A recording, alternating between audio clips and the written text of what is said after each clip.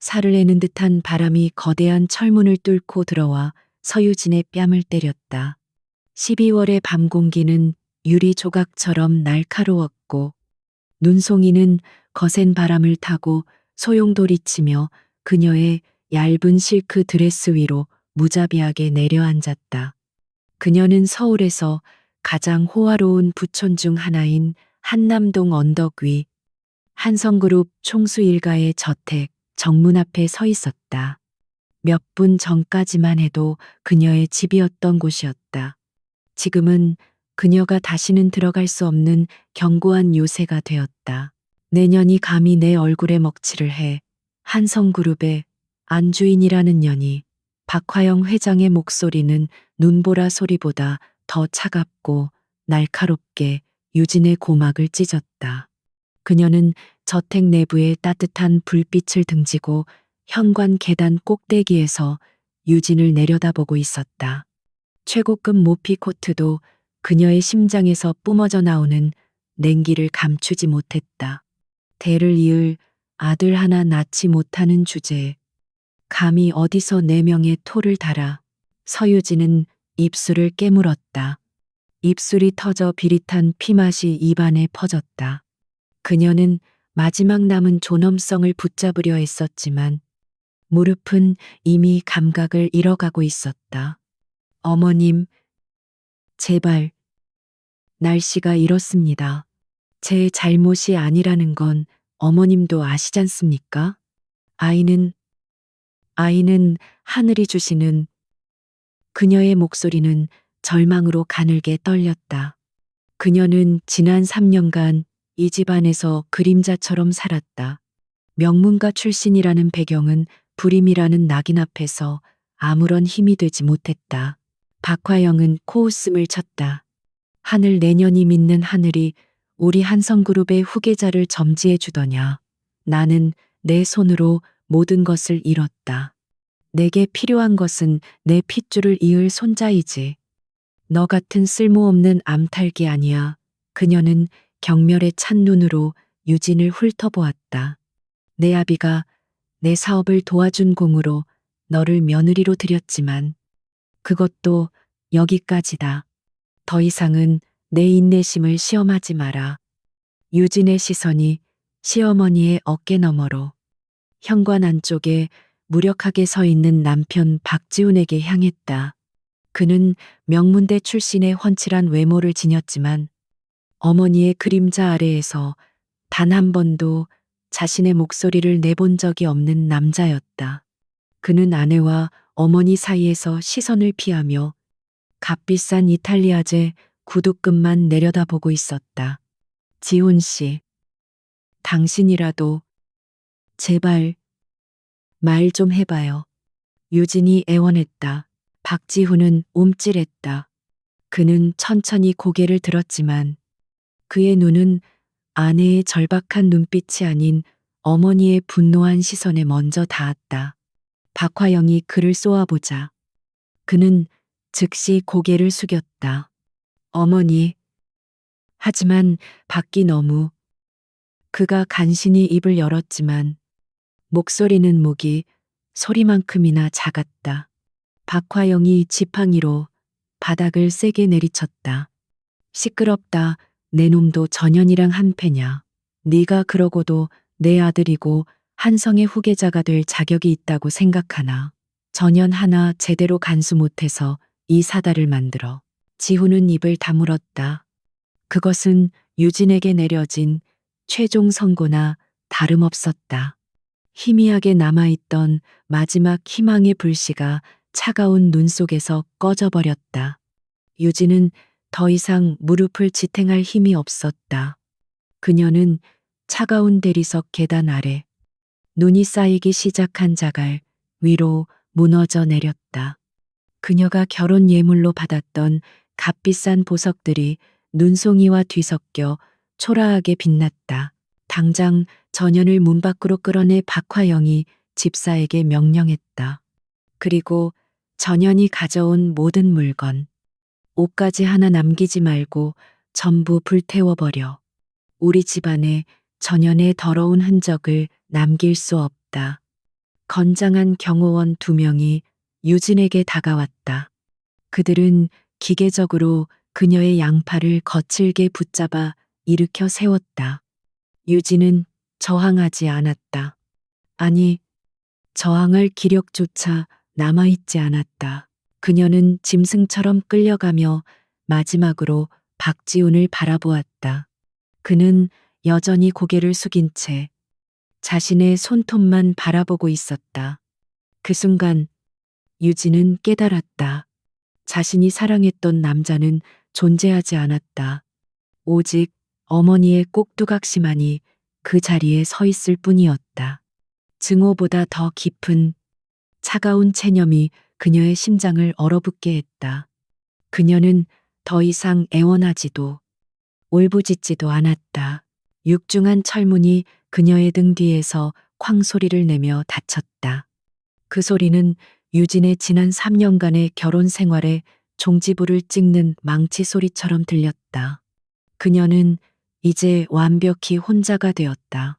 경호원들은 그녀를 문 밖으로 밀쳐내고는 즉시 안으로 사라졌다. 유진은 비틀거리며 차가운 길바닥에 쓰러졌다. 눈은 이제 폭설이 되어 그녀의 몸 위로 쌓이기 시작했다. 세상은 고요했다. 오직 바람 소리만이 그녀의 귓가를 맴돌았다. 따뜻했던 저택의 불빛은 이제 그녀와 아무런 상관이 없었다. 그녀는 자신이 얼어 죽을지도 모른다고 생각했다. 이대로 모든 것이 끝나버릴지도 모른다. 억울함과 분노가 치밀어 올랐지만 그 감정조차도 추위 속에서 빠르게 마비되어 갔다. 그녀는 눈을 감았다. 모든 것을 포기하고 싶었다. 그때였다.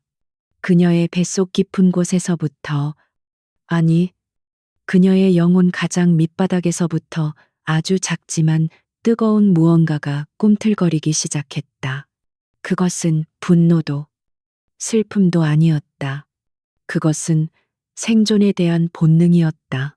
그녀는 여기서 이렇게 죽을 수 없었다. 이대로 그들의 승리를 용납할 수 없었다. 박화영의 경멸에 찬 얼굴, 박지훈의 비겁한 침묵이 그녀의 눈꺼풀 뒤에서 아른거렸다. 유진은 이를 악물었다. 얼어붙은 손가락에 힘을 주어 차가운 아스팔트를 짚었다. 나는 죽지 않아. 그녀가 거의 들리지 않는 목소리로 속삭였다.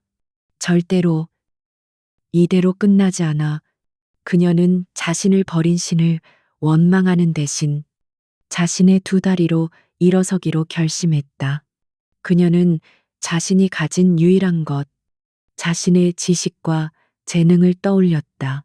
결혼 전, 그녀는 국내에서 가장 촉망받는 의학도였다. 박화영은 그녀를 쓸모없는 암탈기라 불렀지만 그녀는 자신이 그 이상임을 알고 있었다.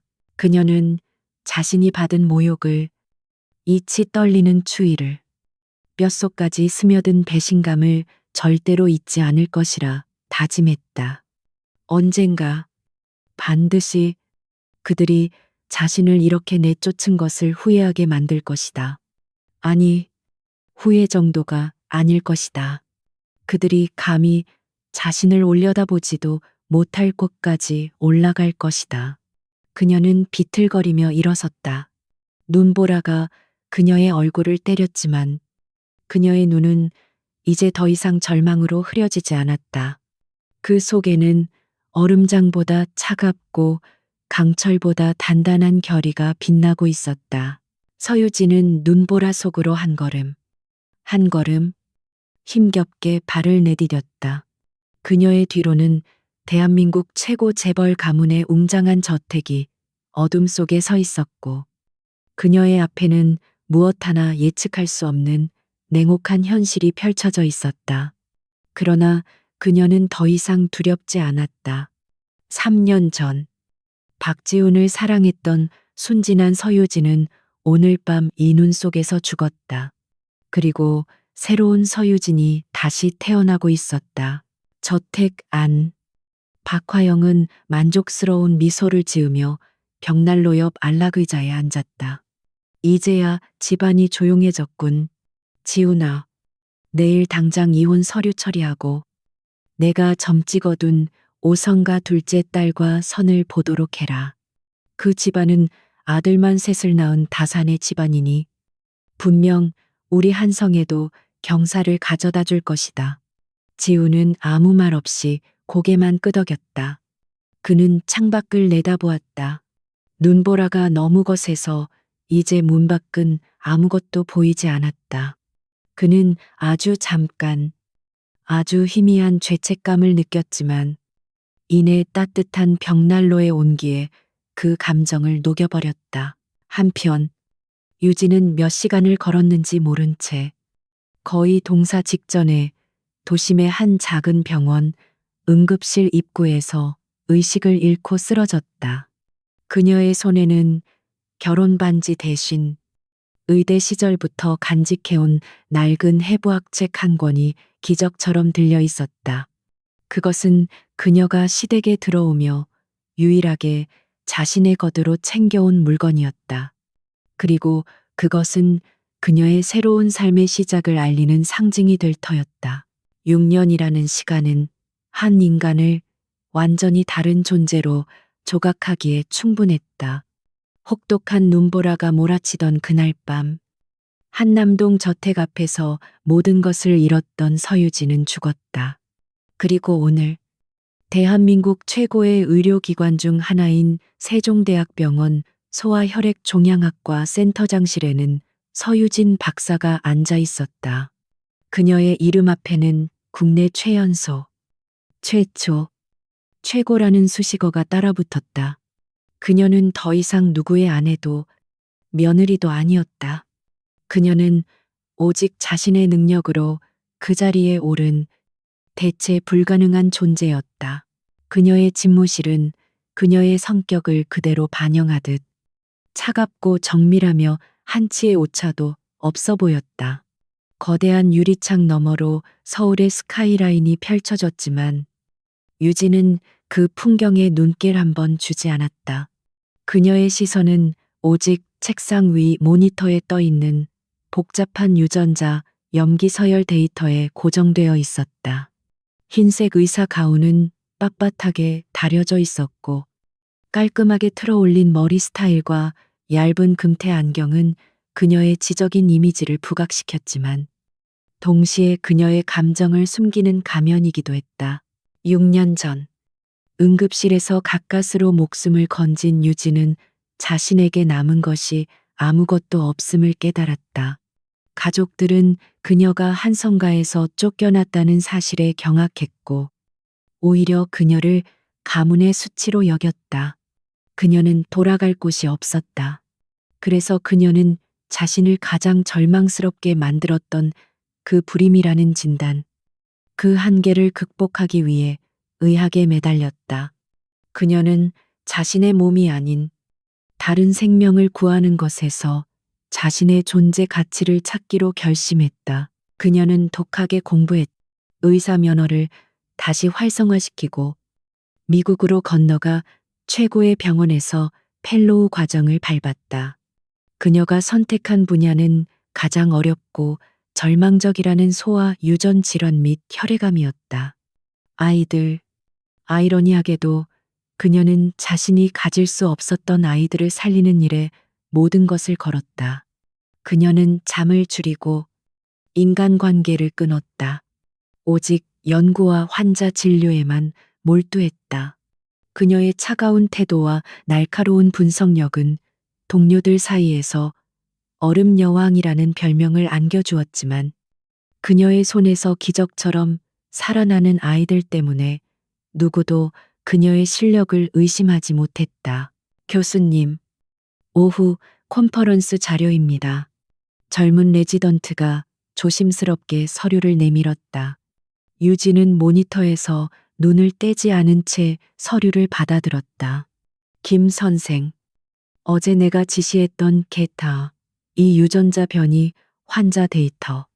다시 확인해 봤나 3번 염색체에서 발견된 미세 결실이 정말 노이즈가 아니라고 확신할 수 있어. 그녀의 목소리는 낮고 차분했지만 그 안에는 상대방의 숨을 먹게 하는 무게감이 실려 있었다. 레지던트는 긴장한 듯 침을 삼켰다. 네, 네, 교수님. 2번, 3번 크로스 체킹했습니다. 기존에 보고된 적 없는 새로운 변이 패턴으로 보입니다. 하지만 이 변이가 환자의 급성 골수성 백혈병 발병과 직접적인 연관이 있는지는 유진은 그제야 고개를 들었. 그녀의 안경 너머 눈빛은 얼음장처럼 차가웠다. 연관성을 찾으라고 연구비를 지원받는 거야. 환자 차트만 보고 교과서만 뒤적일 거면 의사가 아니라 석이나 했어야지. 오늘 밤까지 관련 논문 전부 뒤져서 가설이라도 세워와.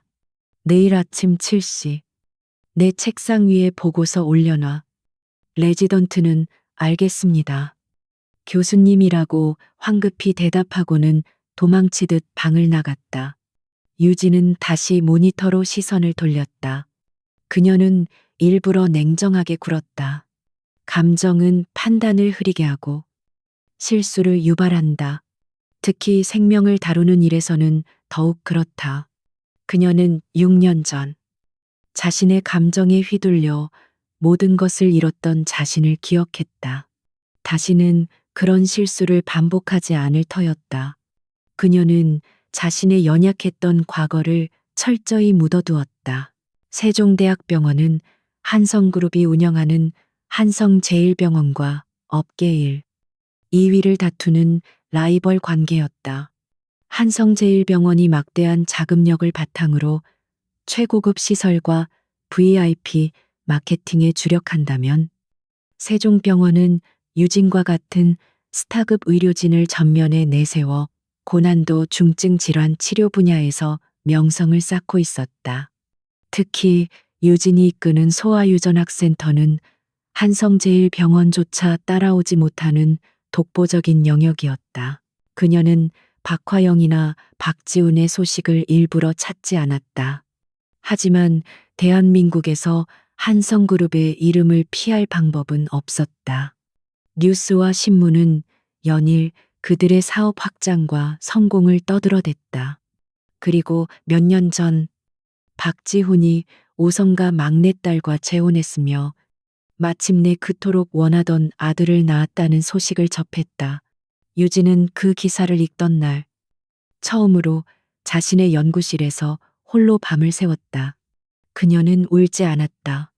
대신 그녀는 유전성 희귀질환 치료법에 대한 획기적인 논문을 완성했다.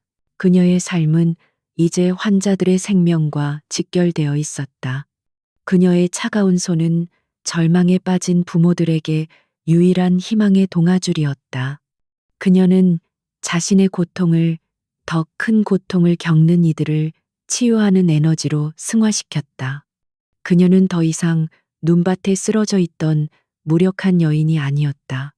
그녀는 수많은 생명을 어깨에 짊어진 지휘관이었고 그녀의 수술실과 연구실은 그녀의 왕국이었다.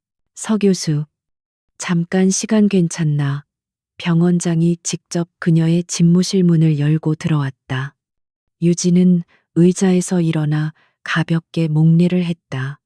병원장님, 어쩐 일이십니까? 병원장은 인자한 미소를 지었지만 눈에는 복잡한 기색이 서려 있었다. 서 교수, 자네의 명성을 익히 듣고 아주 중요한 분이 자네를 만나고 싶어 하네. 한성그룹 쪽이야. 유진의 표정이 순간 미세하게 굳었다. 그러나 그것은 1초도 되지 않아 원래의 무표정으로 돌아왔다. 한성그룹이라면 한성제일병원을 말씀하시는 겁니까? 그쪽 환자라면 정식으로 전원 절차를 밟으라고 하십시오. 저는 VIP라고 해서 진료 순서를 바꿔드리지 않습니다. 병원장은 곤란한 듯 손을 내저었다. 아니, 그런 차원이 아니야. 한성그룹의 박화영 회장이 직접 자네를 지목했네. 유진의 심장이 차갑게 내려앉는 듯했. 박화영. 그 이름을 다시 듣는데 꼬박 6년이 걸렸다. 그녀는 숨을 한번 깊게 들이마셨다. 그녀의 목소리는 조금의 흔들림도 없었다. 저는 기업 총수들의 건강 자문의가 아닙니다. 제 전공은 소아혈액종양학과 유전질환입니다. 박화영 회장님이 그 나이에 소아질환을 앓을 리는 없지 않습니까? 병원장은 한숨을 내쉬었다. 서 교수, 나도 자네의 과거 사정을 대강은 알고 있네. 하지만 이건 한성그룹의 후계자 박지훈 사장의 외아들 문제라고 하더군. 자세한 병명은 말하지 않았지만 국내 최고는 물론이고 해외 의료진까지 동원해도 차도가 없다고 하네. 그들이 마지막 희망으로 자네를 찾은 걸세. 박지훈의 아들. 그들이 그토록 원했던, 자신을 내쫓은 이유가 되었던 바로 그 손자. 유진은 창밖으로 시선을 돌렸다.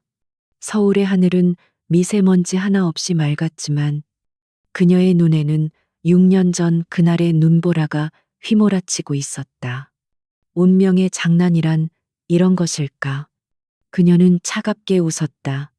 병원장님, 저는 제 환자들을 돌보는 것만으로도 시간이 부족합니다. 말씀드린 대로 정식 절차를 밟으라고 전해 주십시오. 제 진료실 문은 누구에게나 열려 있지만 그 누구도 특별 대우를 받지는 못할 겁니다. 병원장은 그녀의 단호한 태도에 더 이상 말을 잇지 못했다. 그는 유진의 눈에서 과거의 상처가 아닌 한치의 물러섬도 없는 의사로서의 철저한 원칙과 자부심을 보았다. 알겠네. 서 교수. 자네의 뜻을 존중하지. 그렇게 전하겠네. 병원장이 나가고 집무실에는 다시 정적이 찾아왔다. 유진은 책상 위에 놓인 척수성 근위축증을 앓고 있는 5살배기 하나의 차트를 집어들었다. 그녀는 이미 한성그룹의 일을 머릿속에서 지워버린 듯했다. 그녀의 과거는 봉인되었다. 그리고 그 봉인을 풀 수 있는 열쇠는 오직 그녀 자신만이 쥐고 있었다. 한성그룹의 제국은 겉으로 보기에 그 어느 때보다 견고하고 화려했다. 서울의 스카이라인을 압도하는 본사 건물은 박화영 회장의 야망 그 자체를 상징하는 듯했다. 그녀가 서유진이라는 흠집을 제거한 후 한성은 거침이 없었다. 박지훈은 어머니의 뜻대로 즉시 오성가의 막내딸 오수희와 재혼했다. 그리고 1년 뒤 그녀는 박화영이 평생을 갈망해 맞이 않았던 황금 상속자 박민준을 낳았다.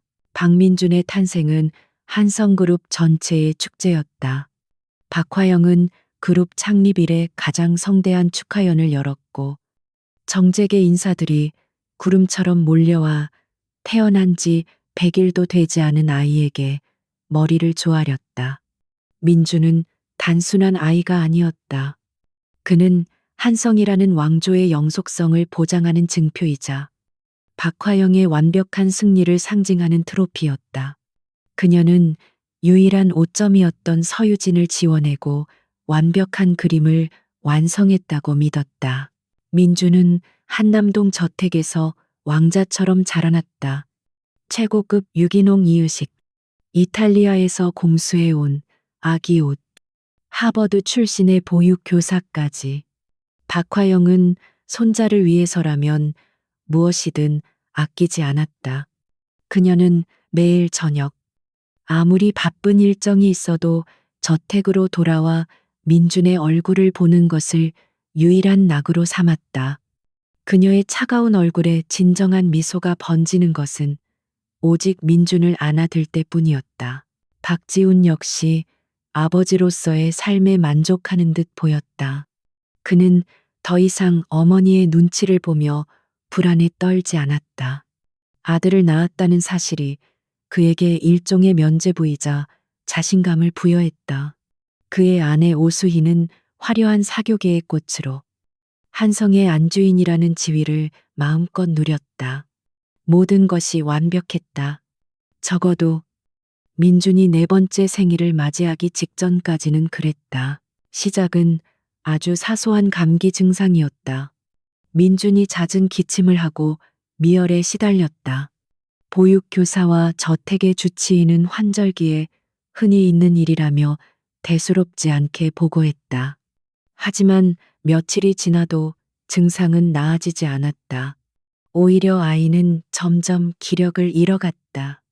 좋아하던 장난감에도 흥미를 보이지 않았고 밥 먹는 것을 극도로 힘들어했다.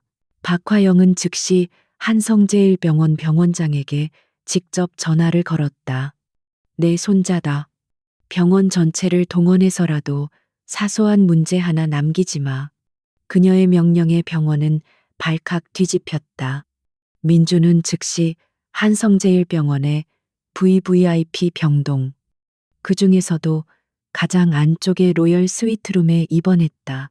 병원장부터 각 과의 최고 권위자라는 교수들까지 10명이 넘는 의사들이 아이 하나를 위해 투입되었다. 그러나 상황은 이상하게 흘러갔다. 모든 검사 결과는 정상 범주에서 크게 벗어나지 않았다. 독감 검사도 음성이었고 엑스레이에도 특별한 폐렴 징후가 보이지 않았다. 하지만 아이의 상태는 눈에 띄게 나빠졌다. 열은 섭씨 39도를 오르내리며 떨어질 줄 몰랐고 아이는 하루의 대부분을 잠으로 보냈다. 가끔 눈을 떴을 때는 멍한 시선으로 허공을 바라볼 뿐이었다. 그래서 원인이 대체 뭐라는 거야? 박화영이 회의실 책상을 내리치며 고함을 질렀다. 병원장과 최고참 교수들이 그녀 앞에서 죄인처럼 고개를 숙이고 있었다. 회장님, 그게 모든 가능성을 열어두고 검사를 진행하고 있습니다만 아직까지는 뚜렷한 병명을 특정하기가. 소아과 과장이 떨리는 목소리로 변명했다. 병명을 특정하지 못해 대한민국 최고라는 것들이 모여서 고작 감기 하나 못 잡는다는 소리야. 내 손자가 지금 죽어가고 있잖아. 그녀의 눈은 분노로 이글거렸다. 그녀의 자부심이자 한성의 심장인 한성제일병원 의료진이 이렇게 무능할 줄은 상상도 못했다. 그녀는 돈으로 모든 것을 해결할 수 있다고 믿었다. 최고의 장비, 최고의 의사들. 하지만 그 모든 것들이 그녀의 작은 손자 앞에서 속수무책이었다. 박지훈은 병실 박복도를 초조하게 서성였다. 그는 아무것도 할 수 없었다. 그저 어머니가 의사들을 닥달하는 소리를 들으며 손톱을 물어뜯을 뿐이었다. 아내 오수희는 병실 구석의 소파에 앉아 조용히 울고 있었지만 그 모습은 진심 어린 슬픔이라기보다는 이 상황이 자신의 지위에 어떤 영향을 미칠지 두려워하는 것에 가까워 보였다. 지우는 문득 아주 잠깐 서유진을 떠올렸다. 그녀였다면, 의사였던 그녀였다면 무언가 알 수 있지 않았을까. 그는 황급히 고개를 저었다. 지금 그 이름을 떠올리는 것은 불경한 일이었다. 시간이 흐를수록 민준의 상태는 악화되었다. 아이는 이제 물조차 제대로 삼키지 못했고 며칠 사이에 헬쑥해진 얼굴에는 검은 그림자가 드리워졌다. 피부에는 원인 모를 붉은 반점들이 하나둘 피어나기 시작했다. 의사들은 당황했다. 그들은 가능한 모든 항생제와 항바이러스제를 투여했지만 아이의 몸은 전혀 반응하지 않았다. 마치 보이지 않는 적이 아이의 생명력을 안쪽에서부터 갉아먹고 있는 듯했다. 박화영의 견고했던 자부심에 서서히 균열이 가기 시작했다. 그녀는 평생 패배라는 것을 모르고 살았다. 원하는 것은 무엇이든 손에 넣었다. 하지만 지금 그녀는 속수무책으로 무너져 내리는 어린 손자를 그저 바라볼 수밖에 없었다. 그녀가 쌓아 올린 부와 권력은 이 작은 생명 앞에서는 휴지 조각에 불과했다. 그녀는 밤낮으로 병실을 지켰다. 화려했던 모피 코트 대신 평범한 카디건을 걸친 그녀의 얼굴은 며칠 만에 수척해졌다. 미국이든 독일이든 당장 세계 최고라는 놈들 전부 불러 모아도는 얼마가 들어도 상관없어. 비행기를 통째로 사서라도 데려와. 박화영이 다시 한번 소리쳤지만 그녀의 목소리에는 예전과 같은 위압감 대신 절박함이 묻어났다. 병원장은 땀을 닦으며 어렵게 입을 열었다. 회장님, 이미 미국 존스 홉킨스와 독일 샤리테 병원의 검사 자료를 전부 보냈습니다. 하지만 그쪽에서도 이렇게 급격하게 진행되는 소아 다발성 장기부전 사례는 드물다며 뚜렷한 소견을 내놓지 못하고 있습니다. 절망이었다. 박화영은 의자에 주저앉았다. 그녀가 그토록 경멸했던 운명이나 하늘 같은 단어들이 그녀의 머릿속을 맴돌았다. 혹시 이것이 자신이 저지른 일에 대한 벌은 아닐까? 그녀가 차가운 눈밭으로 내쫓았던 그 여자의 얼굴이 떠올랐다. 아니, 그럴 리 없다. 그녀는 미신 따위는 믿지 않았다. 그저 의사들이 무능할 뿐이다. 바로 그때 가장 젊은 레지던트 하나가 망설이며 손을 들었다. 저기, 병원장님, 제가 어제 밤새 해외 논문들을 검색해 보다가 혹시나 해서 말씀드리는 겁니다. 모든 시선이 그에게로 향했다. 화나의 혈액 검사 데이터와 피부 반점 양상이 혹시 아주 희귀한 유전성 면역 결핍 질환 중 하나인 뭔데 빨리 말해. 박지훈이 멱살이라도 잡을 듯이 달려들었다. 레지던트는 주눅이 들어 말을 더듬었다. 아, 아닙니다. 그냥 가능성일 뿐이고 이 분야는 워낙 특수해서. 병원장이 그를 재촉했다. 김 선생, 아는 대로 다 말해봐. 지금은 지푸라기라도 잡아야 할 심정이야. 레지던트는 침을 꿀꺽 삼키고는 모니터에 무언가를 띄웠다. 그것은 복잡한 논문 하나였다. 이 증상들은 극히 드문 소아만성 육아종증과 유사한 패턴을 보입니다. 하지만 기존의 치료법으로는. 그런데 최근 세종대학병원에서 이와 관련된 새로운 유전자 변이 치료법 임상 연구를 진행 중이라는 보고가. 세종대학병원. 그 이름이 나오자마 제2자 회의실의 공기가 순간 얼어붙었다. 박화영의 눈이 가늘어졌다. 한성제일병원의 유일한 라이벌이자 그녀가 그토록 깎아내리고 싶어 했던 곳. 하지만 지금은 그런 자존심을 따질 때가 아니었다. 세종병원 거기 누가 담당이야. 당장 그놈한테 연락해서 자료 전부 가져오라고 해. 아니, 그놈을 이리로 끌고 와. 레지던트는 겁에 질린 얼굴로 병원장의 눈치를 살폈다. 병원장은 마른 입술을 혀로 축이며 가장 말하기 힘든 그 이름을 입에 담아야만 했다. 회장님, 그 연구를 총괄하고 있는 사람. 그 사람이 바로. 그는 박화영의 안색을 살피며 조심스럽게 말했다. 세종병원 소아혈액종양학과 센터장 서유진 교수입니다. 정적이 흘렀다. 박화영의 얼굴에서 핏기가 사라졌다. 서유진. 그녀가 평생 다시는 듣고 싶지 않았다. 그녀가 자신의 인생에서 완벽하게 도려냈다고 생각했던 그 이름이었다. 서유진. 그 이름 세 글자가 한성제일병원 VVIP 회의실의 값비싼 공기 속에 얼음 조각처럼 떠다녔다. 박화영의 얼굴은 핏기가 가신 것을 넘어 마치 분노로 빚어진 하얀 가면처럼 굳어버렸다. 그녀의 눈은 믿을 수 없다는 듯 감히 그 이름을 입에 올린 병원장을 향했. 잠시 동안 방 안의 모든 소리가 사라졌다. 시계의 초침 소리, 모니터의 희미한 펜 소리, 그리고 의사들의 긴장된 숨소리만이 정적을 채웠다. 박화영은 천천히, 아주 천천히 입을 열었다. 그녀의 목소리는 쇠소리처럼 낮고 거칠었다. 자네, 지금 뭐라고 했나? 이름을 다시 말해보게. 그것은 질문이 아니었다. 확인 사살이었고, 감히 신성모독을 저지른 자에 대한 마지막 경고였. 병원장은 등줄기에 흐르는 식은땀을 애써 무시하며 마른 입술을 핥았다. 그는 이미 돌이킬 수 없는 강을 건넜다.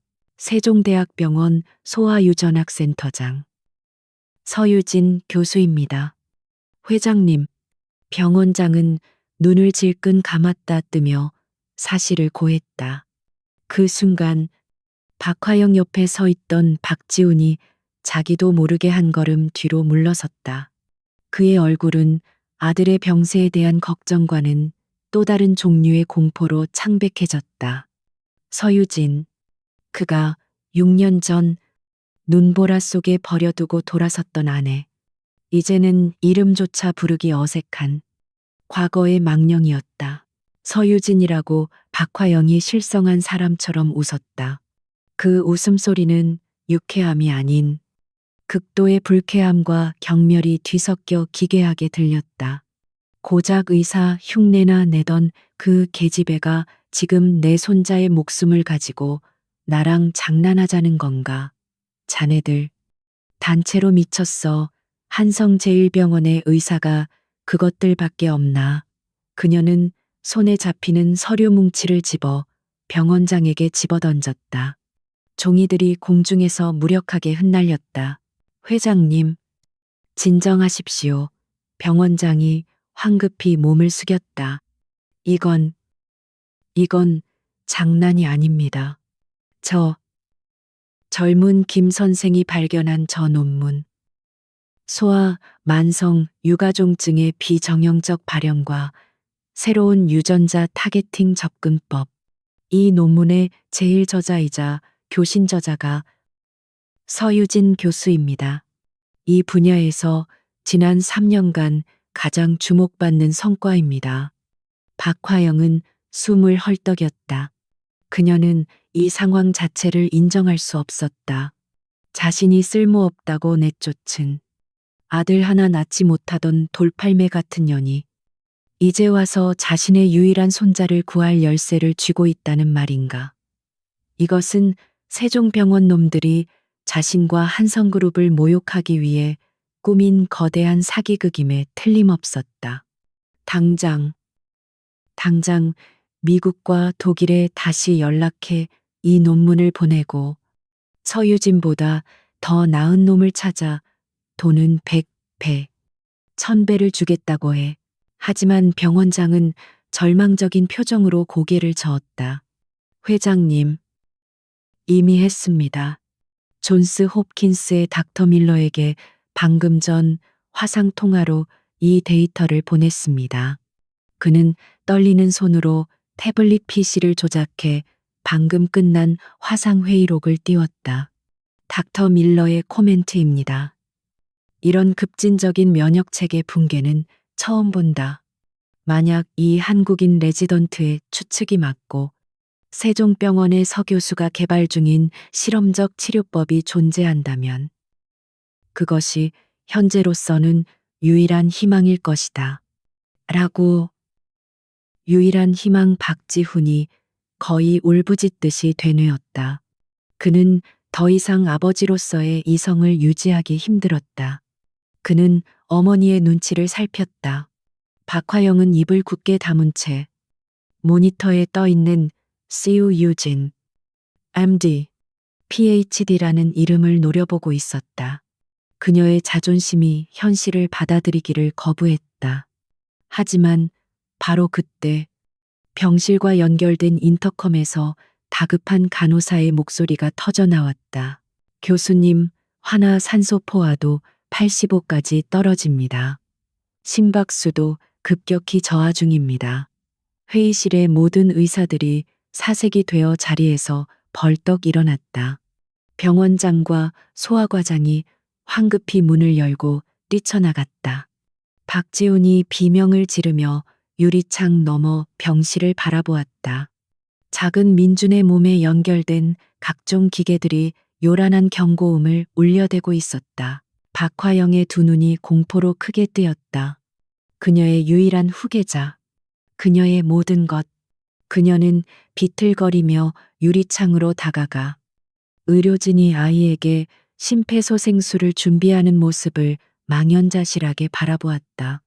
돈, 권력, 명예, 그녀가 평생 쌓아 올린 모든 것이 저 작은 생명 앞에서 아무런 힘도 발휘하지 못했다. 그녀의 제국이 무너지는 소리가 들리는 듯했다. 그녀는 천천히 돌아섰다. 방 안에 남아있던 기획실장과 법무팀장을 바라보는 그녀의 눈에는 더 이상 분노나 경멸이 남아있지 않았다. 오직 살얼음 같은 냉기와 목표를 위해서라면 수단을 가리지 않는 포식자의 집요함만이 번뜩였다. 그녀의 자존심은 무너지지 않았다. 그저 더 깊은 곳으로 숨어들어 더 잔인한 방식으로 발현될 준비를 하고 있었다. 지금 당장. 그녀가 얼음처럼 차가운 목소리로 명령했다. 세종병원으로 가. 그녀의 시선은 박지훈에게 향했다. 지훈은 움찔하며 몸을 떨었다. 어머니, 제가 뭘, 네가 가야지.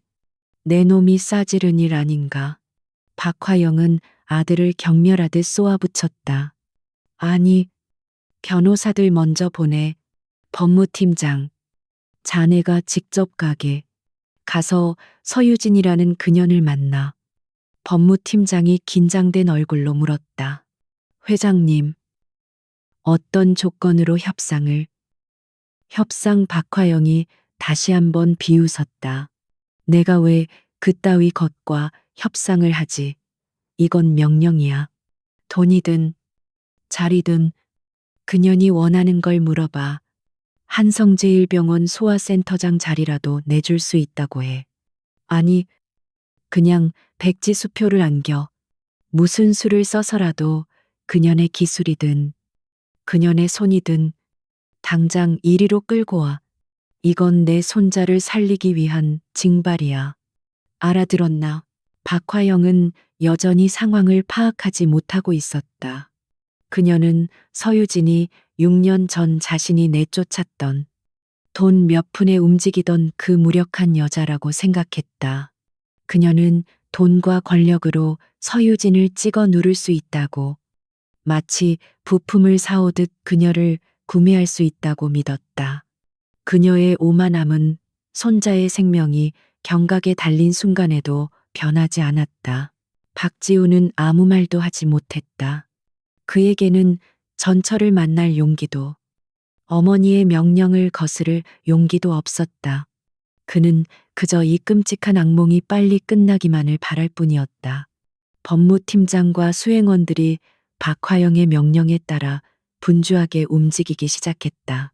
그들은 자신들이 상대해야 할 인물이 지난 6년간 얼마나 무섭게 변했는지, 그리고 그들의 오만한 접근이 어떤 참혹한 결과를 가져올지 전혀 예상하지 못했다. 세종대학병원의 로비는 한성제일병원의 호텔 라운지 같은 호화로움과는 거리가 멀었다. 그곳은 살기 위한 처절함과 희미한 희망이 교차하는 날 것 그대로의 전쟁터였다.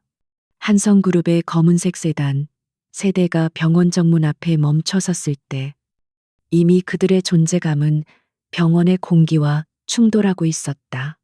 정장을 차려입은 변호사들과 수행원들, 그리고 그들 사이에 끼어 초조한 기색이 역력한 박지훈은 마치 장례식장을 잘못 찾아온 사람들처럼 보였다. 한성그룹의 법무팀장인 김영철 변호사는 이런 지저분한 장소에 오는 것을 극도로 혐오했다. 그는 박화영 회장의 절대적인 신임을 받는 인물로 돈과 법의 힘으로 해결하지 못한 일이 없었다. 그는 이번 일 역시 간단한 거래라고 생각했다. 그는 곧장 안내 데스크로 가서 자신의 명함을 내밀었다. 한성그룹 법무팀장입니다. 서유진 박사님을 만나러 왔습니다. 박화영 회장님의 지시입니다. 간호사는 명함과 그의 오만한 얼굴을 번갈아 보았다. 서유진 교수님은 지금 중환자실 회진 중이십니다. 면담은 사전에 비서실을 통해 예약하셔야 합니다. 김 변호사는 코웃음을 쳤다. 예약, 우리가 지금 예약이나 하려고 여기까지 온 줄 아십니까? 박화영 회장님의 명령이라고 전하십시오. 당장 만나야 할 긴급한 용건입니다. 그의 목소리는 병원 로비의 소음을 뚫고 울릴 만큼 단호했다. 박지우는 그들 뒤에서 안절부절 못했다. 6년 만에 서유진을 만난다는 사실이 그의 심장을 옥죄었다. 그녀는 어떤 모습일까? 자신을 원망하고 있을까? 아니, 그보다 더 두려운 것은 그녀가 자신을 완전히 잊었을지도 모른다는 사실이었다. 그는 자신이 버린 아내에게 이제 와서 아들을 살려달라고 애원해야 하는 이 기막힌 상황을 저주했다. 이 모든 것은 어머니의 고집 때문이었다. 결국 병원 보안팀까지 출동하는 작은 소동이 벌어진 후에야 유진의 비서실에서 연락이 왔다. 서유진 교수가 10분간 시간을 내주겠다는 것이었다. 김 변호사는 승리자처럼 넥타이를 고쳐매고 센터장실로 향했다. 박지우는 사형장으로 끌려가는 죄수처럼 힘없이 그 뒤를 따랐다. 센터장실 문이 열리고 그들은 마침내 6년 만에 서유진과 마주했다. 그녀는 변하지 않은 듯 했지만 모든 것이 변해 있었다. 그녀는 여전히 가늘고 창백했지만 그 연약함 속에는 감히 범접할 수 없는 냉기와 권위가 서려 있었다. 그녀는 책상에 앉아 모니터를 보고 있었고 방문객들에게 눈길조차 주지 않았다. 방 안은 그녀의 성격처럼 차갑고 정돈되어 있었다. 무슨 용건이시죠? 10분이라고 들었습니다. 그녀의 목소리는 메스처럼 차갑고 정확했다. 박지우는 숨이 멎는 것 같았다. 저 목소리, 한때 자신에게 사랑을 속삭였던 목소리가 이제는 얼음장처럼 변해 있었다. 그는 한마디도 할 수 없었다. 김 변호사가 앞으로 나섰다. 서유진 박사. 아니, 서유진 씨라고 부르는 게 더 편하겠군. 박지훈 사장의 전 부인이셨으니 그는 일부러 그녀의 과거를 들쑤셔 심기를 건드리고 주도권을 잡으려 했다. 유진은 그제야 모니터에서 눈을 떼고 김 변호사를 바라보았다. 그녀의 눈빛에는 어떤 감정도 실려있지 않았다. 안경 너머의 눈동자는 마치 복잡한 데이터를 분석하듯 그를 훑어볼 뿐이었다. 제 환자가 아니시군요. 용건이 없으시다면 이만 나가주시죠. 제 환자들은 1분 1초가 급합니다. 김 변호사는 당황했지만 이내 포커페이스를 되찾았다. 좋습니다. 본론으로 들어가지. 박화영 회장님의 명입니다. 지금 한성제일병원에 입원 중인 박민준 군, 박지훈 사장의 아들이자 한성그룹의 유일한 후계자가 위독합니다. 우리는 당신의 도움이 필요합니다. 그는 가방에서 서류 봉투 하나를 꺼내 유진의 책상 위로 밀었다. 이건 회장님의 성의입니다. 봉투 안에는 백지 수표 한 장이 들어 있었다. 유진은 그 수표에 눈길 한번 주지 않았다.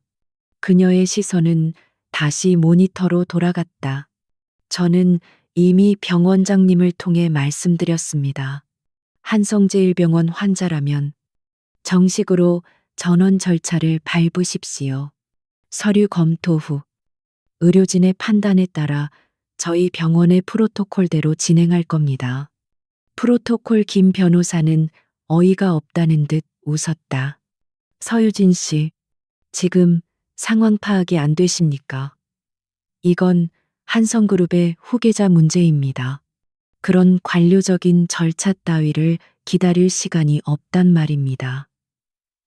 당장 당신의 그 잘난 연구 자료를 넘기시든지 아니면 당신이 직접 한성병원으로 건너오십시오. 조건은 원하는 대로 맞춰주겠습니다. 한성제일병원 소아센터장 자리 아니면 새로운 연구소 원하는 금액을 이 수표에 직접 적으셔도 좋습니다. 김 변호사는 돈과 지위로 그녀를 회유할 수 있다고 확신했다. 6년 전 아무것도 없이 쫓겨났던 여자다. 이 정도의 제안이라면 감지덕지하며 무릎이라도 꿇을 줄 알았다. 그러나 유진의 반응은 그의 예상을 완전히 벗어났다.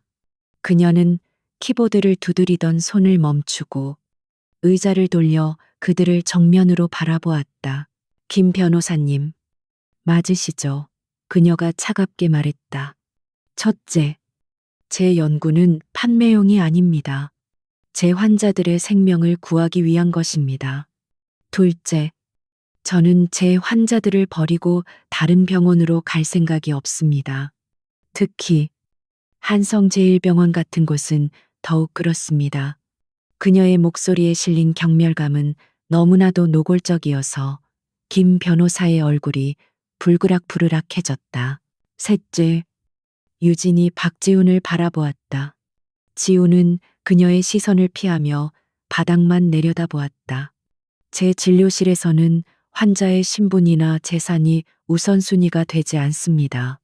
모든 환자는 평등하며 오직 의학적 긴급성에 따라서만 치료 순서가 정해집니다.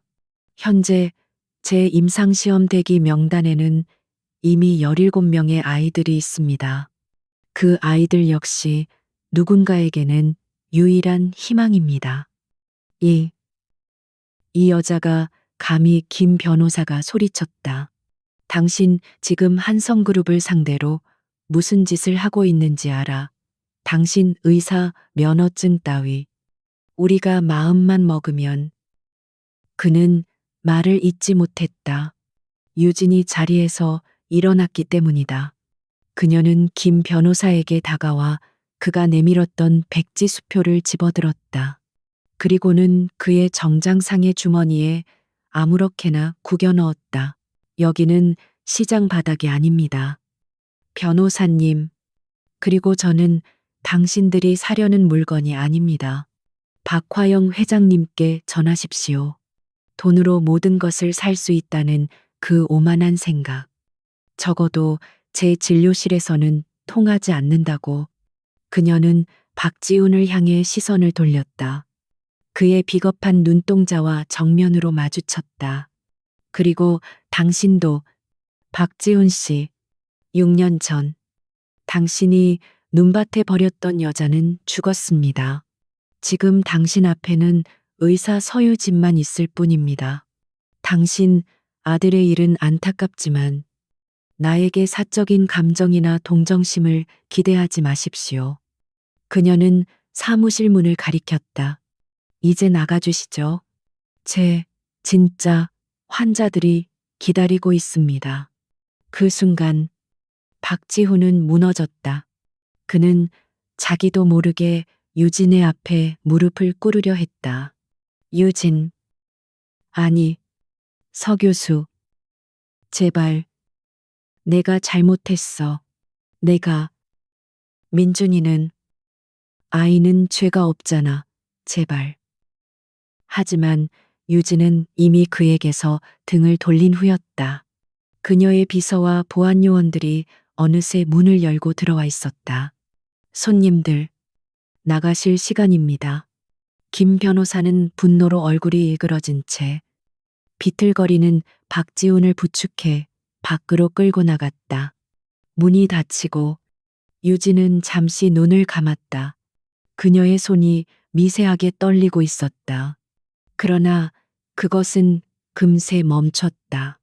그녀는 다시 자신의 자리로 돌아가 모니터에 집중했다. 한성그룹의 법무팀은 참패했다. 박화영은 자신의 인생에서 처음으로 돈과 권력이 통하지 않는 상대를 만났다. 김 변호사로부터 자초지종을 보고받은 그녀는 부이 병실의 집기들을 부수며 분노했다. 감히 그년이 나를 능멸해. 의사서 유진 좋아. 네가 얼마나 잘났는지 내가 똑똑히 보겠다. 이거지. 네가 그렇게 원칙을 좋아한다면 내가 그 원칙을 무너뜨려 주겠다. 박화영의 첫 번째 시도는 처참하게 실패했다. 그리고 그녀는 이제 더 이상 체면을 차릴 여유가 없음을 깨달았다. 한성제일병원 VVIP 병동의 공기는 죽음의 무게에 짓눌려 있었다.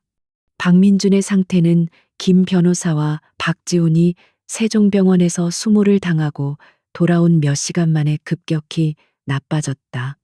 아이의 가느다란 몸은 이제 기계들의 도움 없이는 단 1분도 생명을 유지할 수 없었다. 경고음이 끊임없이 울렸고 의료진은 절망적인 사투를 벌이고 있었다. 박화영은 유리창 너머로 그 모습을 지켜보며 생전 처음으로 자신의 한계를 절감했다. 그녀의 오만한 시도는 처참한 실패로 돌아갔다. 서유진은 돈으로도 협박으로도 움직이지 않았다. 그녀는 6년 전 자신이 내쫓았던 무력한 여자가 아니었다. 그녀는 자신의 왕국을 건설한 여왕이었고 그 왕국의 법칙은 박화영의 것이 아닌 서유진의 것이었다. 박화영은 김 변호사의 멱살을 잡고 당장 서유진을 불법 의료행위나 비윤리적 진료 거부 따위로 엮어 넣으라고 소리쳤지만 김 변호사는 고개를 저었다. 회장님, 불가능합니다. 그의 목소리는 패배감에 젖어 있었다. 서 교수는 한치의 빈틈도 보이지 않았습니다. 그녀는 정식 절차를 밟으라고 일관되게 요구했습니다. 우리가 절차를 무시하고 특혜를 요구했다는 증거만 남겼을 뿐입니다. 지금 이 상황에서 그녀를 고소한다면 여론은 오히려 아이의 생명을 담보로 갑질을 하려 한 우리에게 비난을 퍼부을 겁니다. 그럼 어쩌란 말이냐? 박화영이 절규했다. 내 손자가 한성의 대가 저기서 끊기게 생겼는데 자존심 따위가 문제야. 그녀는 스스로 내뱉은 자존심이라는 단어에 움찔했다. 정작 마지막까지 자존심을 붙들고 있는 것은 그녀 자신이었다. 그녀는 서유진에게 고개를 숙일 수 없었다. 6년 전 눈밭에 내동댕이 쳤던 그 계집애에게 살려달라고 애원할 수는 없었다. 그때 넋이 나간 사람처럼 앉아있던 박지훈이 벌떡 일어섰다. 그의 눈은 핏발이 서 있었고 며칠간 깎지 못한 수염이 그의 초췌한 얼굴을 뒤덮고 있었다. 제가 가겠습니다. 그가 중얼거렸다.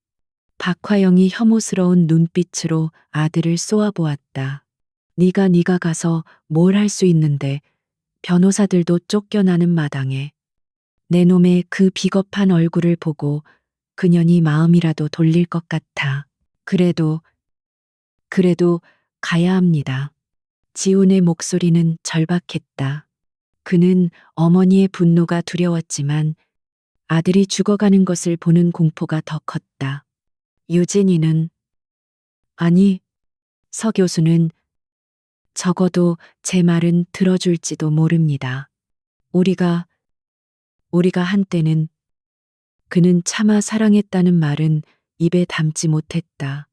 제가 빌겠습니다. 무릎이라도 꿇고 빌겠습니다. 제발. 어머니, 저를 보내주세요. 박화영은 아무 말도 하지 않았다. 그것은 암묵적인 허락이었다. 그녀 역시 지푸라기라도 잡고 싶은 심정이었다. 그녀는 자신의 아들이 얼마나 한심하고 무능한지 잘 알았지만 지금은 그 한심함에라도 기대를 걸어야 할 판이었다. 박지훈은 수행원도 변호사도 없이 혼자 차를 몰아 세종병원으로 향했다. 그는 자신이 6년 전 저지른 죄의 대가를 치르러 가는 길이라는 것을 어렴풋이 느끼고 있었다. 그는 병원 로비에서 유진을 기다릴 수 없었다. 그는 그녀가 이 시간쯤이면 수술이나 회진을 마치고 센터장실로 돌아올 것이라 짐작했다. 그는 6년 전 기억을 더듬어 그녀의 전공이었던 소아과 병동 근처로 향했다. 그리고 마침내 소아 중환자실 복도 끝에서 다른 의사들과 심각하게 대화하며 걸어 나오는 유진을 발견했다. 그녀는 흰 가운을 입고 있었고 그 모습은 지훈의 기억 속에 남아있던 연약한 아내의 모습과는 완전히 달랐다. 그녀는 성역의 여사제처럼 위엄있고 접근하기 어려워 보였다. 유진. 아니, 서 교수 지훈이 다급하게 그녀를 불렀다. 유진과 함께 있던 의사들이 낯선 남자의 등장에 의아한 표정을 지었다. 유진은 그 목소리를 듣고 걸음을 멈췄다. 그녀는 천천히 고개를 돌렸다. 그녀의 눈은 박지훈의 초라한 행색을 무감각하게 훑었다. 그녀는 옆에 있던 레지던트에게 낮게 지시했다. 먼저 들어가 있어. 30분 뒤에 환자 바이탈 다시 체크하고 보고해. 레지던트가 사라지고 복도에는 두 사람만이 남았다.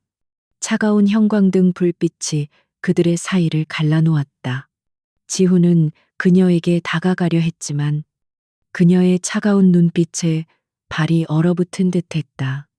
여기까지 무슨 일이죠? 박지훈 씨, 내 비서에게 연락하라고 했을 텐데요. 여긴 외부인이 함부로 들어올 수 있는 구역이 아닙니다. 지훈은 와르르 무너져 내렸다. 그는 체면도 자존심도 생각할 겨를이 없었다. 그는 유진의 발 앞에 그대로 무릎을 꿇었다. 유진아, 제발, 내가 잘못했어. 내가 쓰레기였어. 제발, 나 좀 용서해줘. 응, 그가 그녀의 가운 자락이라도 붙잡으려는 듯 손을 뻗었지만 유진이 한 걸음 뒤로 물러나 피했다. 일어나십시오. 유진의 목소리는 조금의 동요도 없었다. 여기는 당신이 연극을 할 무대가 아닙니다. 다른 환자들과 보호자들이 보고 있습니다. 연극이 아니야, 진심이야. 지훈이 울부짖었다. 민준이가, 내 아들이 죽어가 당신이 아니면 살릴 수가 없어. 제발, 당신도 의사잖아. 의사로서. 제발. 아이는 죄가 없잖아. 그는 6년 전 그녀가 자신에게 했던 말. 아이는 하늘이 주시는 이라는 말을 떠올렸지만 감히 입 밖에 내지 못했다. 유진은 무릎 꿇고 있는 남자를 차갑게 내려다보았다. 한때 자신이 목숨처럼 사랑했던 남자. 하지만 지금 그녀의 눈에 비친 그는 그저 자신의 책임을 회피하고 감정에 호소하는 나약하고 한심한 인간일 뿐이었다. 박지훈 씨, 그녀가 그의 이름을 불렀다. 당신의 용서, 그건 나와 상관없는 일입니다. 나는 당신을 용서할 생각도, 그럴 이유도 없습니다. 6년 전 당신이 나에게 한 짓, 나는 평생 잊지 않을 겁니다. 지훈의 얼굴이 절망으로 일그러졌다. 하지만 유진이 그의 말을 잘랐다. 나는 의사입니다. 그리고 당신의 아들은 환자입니다. 내가 당신들을 거부하는 것은 사적인 감정 때문이 아닙니다. 그녀는 지훈의 눈을 똑바로 쏘아보았다. 당신들이 내 제안을 무시하고 있기 때문입니다. 내 연구는 아직 임상 단계입니다. 내 프로토콜을 따르지 않고 한성병원의 시설에서 내 방식대로 치료하는 것은 불가능합니다. 당장 아이를 이쪽으로 옮기십시오. 그게 아이를 살릴 수 있는 유일한 방법입니다. 정식 절차를 밟으세요. 하지만 어머니가 그걸 허락하실 리가. 지훈이 절망적으로 중얼거렸다. 유진은 경멸을 감추지 않았다. 그럼 당신 아들은 죽는 겁니다. 당신 어머니의 자존심 때문에요. 6년 전 당신이 내 손을 놓았을 때처럼 지금 당신은 당신 아들의 손을 놓으려 하고 있군요. 여전하네요. 당신은 그녀는 차갑게 돌아섰다. 내 시간을 더 이상 낭비하지 마십시오. 나는 지금 당신 아들보다 더 위급한 하지만 살고자 하는 의지가 강한 부모를 둔 아이들을 돌봐야 하니까요. 지우는 복도 바닥에 무릎 꿇은 채 유진의 뒷모습이 사라지는 것을 망연자실하게 바라보았다. 그는 완벽하게 패배했다. 그녀의 논리는 너무나도 견고했고 그녀의 원칙은 강철 같았다. 그는 자신이 매달린 감정이 그녀에게는 아무런 무기가 되지 못한다는 것을 깨달았다. 그는 비틀거리며 병원을 빠져나왔다. 한성병원으로 돌아온 그는 박화영에게 사실을 그대로 고했다. 유진의 대답, 그리고 그녀의 경멸, 어린 시선까지도. 박화영은 아들의 뺨을 때리는 대신 처음으로 깊은 무력감에 휩싸였다. 서유진은 자신들에게 오라고 했다. 자신의 왕국으로, 자신의 규칙 안으로 들어오라고 명령한 것이다. 그것은 한성그룹의 회장인 자신에게 내리는 굴욕적인 항복 요구였다. 민준의 심박수가 다시 위험 수위로 떨어지고 있다는 경고음이 울렸다. 박화영은 떨리는 손으로 얼굴을 감쌌다. 그녀의 어깨가 분노와 절망으로 가늘게 떨렸다. 그녀는 선택의 여지가 없었다. 그녀는 평생 누군가에게 고개를 숙여본 적이 없었다. 하지만 지금 그녀는 자신의 모든 것을 지키기 위해 자신이 가장 경멸했던 그 여자에게 가야만 했다. 자, 준비해. 그녀가 갈라진 목소리로 명령했다. 몇 분 뒤, 한성그룹의 검은색 마이바흐가 칠흑 같은 어둠을 뚫고 세종병원을 향해 질주했다. 박화영은 뒷좌석에 꼿꼿이 앉아 있었지만 그녀의 두 손은 모피 코트 안에서 부들부들 떨리고 있었다. 그녀는 마침내 자신의 성을 나와 적의 성문 앞에 서게 된 것이다. 그녀가 세종병원 로비에 들어섰을 때 병원의 모든 시선이 그녀에게로 향했다. 대한민국 재계의 여제, 박화영 회장이었다. 그녀는 비서를 통해 서유진을 호출했다. 박화영 회장께서 지금 당장 서유진 교수를 만나시겠답니다. 마침 수술을 마치고 나온 유진은 지친 기색으로 복도 끝에 서서 자신을 기다리고 있는 그 오만한 여자를 바라보았다. 박화영은 여전히 꼿꼿했다. 그녀는 이곳에 자비를 구하러 온 사람이 아니라 마지막 단판을 지으러 온 사령관처럼 보였다. 그녀는 아직 애원할 준비가 되어 있지 않았다. 세종병원 소아 중환자실 앞 복도는 자정 무렵에 적막감으로 가득 찼다. 오직 멀리서 들려오는 기계음과 간호사들의 분주한 발소리만이 그 정적을 깨뜨렸다. 박화영은 그 복도 한가운데에 마치 자신의 자리가 아닌 곳에 잘못 놓인 값비싼 조각상처럼 서 있었다. 그녀의 등은 꼿꼿했지만 그 자세는 위험이 아닌 무너지기 직전의 마지막 버팀목처럼 위태로워 보였다. 그녀의 수행원들은 몇 걸음 떨어진 곳에서 감히 숨도 크게 쉬지 못했다. 서유진은 방금 응급수술을 마친 참이었다. 옅은 피로감이 그녀의 어깨를 짓눌렀지만 그녀의 눈빛은 여전히 얼음처럼 맑고 예리했다. 그녀는 손을 씻고 나오다 복도에서 박화영과 마주쳤다. 6년 만에 그토록 가까운 거리에서 마주한 얼굴이었다. 세월은 박화영에게서 많은 것을 앗아가지 못했지만 지금 이 순간 손자의 죽음에 대한 공포가 그녀의 얼굴에 검은 균열을 만들어내고 있었다. 여기까지 어쩐 일이십니까? 회장님, 유진이 먼저 입을 열었다. 그녀의 목소리는 병원의 소독약 냄새처럼 차갑고 사무적이었다. 그녀는 더 이상 6년 전의 며느리가 아니었고, 심지어 박지훈을 대할 때처럼 경멸을 드러내지도 않았다. 그녀는 박화영을 그저 또 다른 환자의 보호자로 대하고 있었다. 그 무관심이야말로 박화영의 자존심을 가장 날카롭게 베어내는 칼날이었다. 박화영은 떨리는 입술을 애써 감췄다. 그녀는 여전히 항복할 생각이 없었다. 그녀는 이곳에 부탁하러 온 것이 아니라 마지막 통첩을 하러 온 것이었다. 서유진 교수, 내 손자가 죽어가고 있어. 자네도 의사라면 알겠지. 지금 당장 한성병원으로 건너와 자네가 원하는 모든 장비, 모든 인력을 지원하겠네. 세종병원 전체 예산보다 더 많은 돈을 자네 연구실에 쏟아부어 주지. 그러니 거절합니다. 유진은 박화영의 말이 끝나기도 전에 잘랐다. 제 입장은 분명히 전달했을 텐데요. 제 프로토콜은 세종병원 시스템에 최적화되어 있습니다. 제 환자들은 이곳에서만 치료받을 수 있습니다. 아이를 이쪽으로 옮기십시오.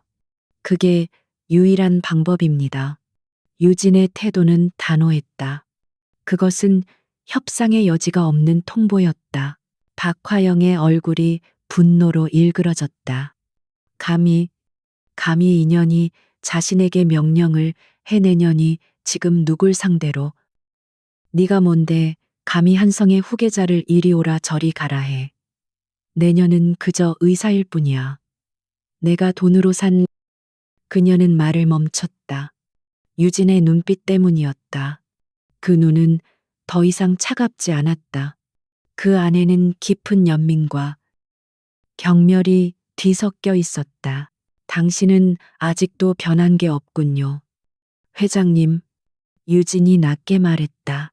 당신에게는 아직도 당신 손자의 생명보다 한성이라는 이름과 당신의 자존심이 더 중요한 거겠죠. 6년 전, 당신이 나를 내쫓을 때도 그랬듯이 당신은 당신의 왕국을 지키기 위해서라면 아들 며느리도 심지어 손자의 목숨까지도 제물로 바칠 수 있는 분이니까. 닥쳐. 박화영이 고함을 질렀다. 내년이 감히 나를 가르치려 들어 가르치려는 게 아닙니다. 유진이 조용히 대꾸했다. 사실을 말할 뿐입니다. 저는 이제 가봐야겠습니다. 저를 기다리는 또 다른 응급 환자가 있습니다. 그 아이는 비록 재벌의 후계자는 아니지만 부모가 자존심 따위는 버리고 아이를 살리기 위해 뭐든 하려는 아주 절박한 환자입니다. 유진은 더 이상 박화영에게 시간을 낭비할 수 없었다. 그녀는 박화영을 지나쳐 수술실 표지판이 걸려 있는 복도 저편으로 걸어갔다. 그녀의 흰 가운 뒷모습이 차가운 형광등 불빛 아래서 멀어져 갔다. 그 뒷모습은 박화영에게 내리는 최종 선고였다. 너의 오만함과 함께 내 손자의 죽음을 맞이하라. 박화영은 그 자리에 얼어붙은 듯 서 있었다. 유진의 발소리가 그녀의 심장 소리처럼 크게 울렸다. 안 돼. 이대로 가게 둘 수 없어. 그녀는 자신의 모든 것이 저 뒷모습과 함께 사라지고 있음을 직감했다. 그녀의 제국, 그녀의 자존심, 그녀의 유일한 핏줄. 모든 것이 무너져 내리고 있었다. 바로 그때 그녀의 주머니 속에 있던 휴대폰이 짧게 진동했다. 병원 실장이 보낸 문자였다. 회장님, 민준, 도련님. 심정지입니다. CPR 중입니다. 그 짧은 문장은 박화영의 뇌관을 터뜨렸다. 그녀가 평생을 바쳐 쌓아 올린 이성의 둑이 와르르 무너져 내렸다. 아, 아. 그녀의 입에서 의미를 알 수 없는 괴성이 터져 나왔다. 그녀는 더 이상 한성그룹의 여제가 아니었다. 그녀는 그저 죽어가는 손자를 둔 절망에 빠진 늙은 할머니일 뿐이었다. 서유진 그녀가 목이 찢어져라 소리쳤다. 유진이 복도 끝에서 걸음을 멈췄다. 하지만 돌아보지는 않았다. 박화영은 비틀거리며 그녀를 향해 달려갔다. 그녀의 값비싼 구두가 병원 바닥에 요란한 소리를 냈지만 그녀는 곧 균형을 잃고 말았다. 그리고 쿵 소리와 함께 대한민국 재계에서 가장 꼿꼿했던 그 무릎이 차갑고 더러운 병원 복도 바닥에 처참하게 닿았다. 박화영은 무릎을 꿇었다. 6년 전, 바로 이맘때쯤 서유진이 눈보라 속 저택 앞에서 자신에게 했던 것과 똑같은 모습으로 그녀는 두 손을 앞으로 모아 빌었다. 눈물과 콧물이 범벅이 되어 그녀의 화장기 없는 얼굴을 적셨다. 유진아. 아니, 서 교수. 내가 잘못했네.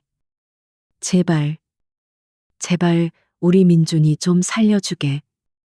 응, 유진은 천천히, 아주 천천히 몸을 돌렸다. 그리고 그녀는 보았다. 자신의 인생을 송두리째 짓밟았던 철의 여인이 자신의 발 아래에 무릎을 꿇고 어린아이처럼 울부짖는 모습을. 6년 전 눈밭에서의 애원과 지금의 애원이 기묘하게 겹쳐졌다. 시간은 정확히 제자리로 돌아와 잔인한 방식으로 역할을 뒤바꿔 놓았다. 제발. 그 아이는 내 유일한 희망이야. 내 자식이나 다름없어. 제발. 내가 이렇게 빌겠네. 박화영은 더 이상 말을 잇지 못하고 바닥에 이마를 밟고 통곡했다. 그녀의 울음소리가 텅 빈 복도를 가득 메웠다. 그녀는 자신의 유일한 자식을 살려달라고 빌고 있었다.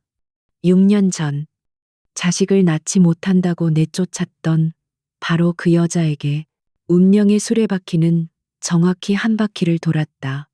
서유진은 무표정한 얼굴로 자신에게 애원하는 박화영을 내려다보았다.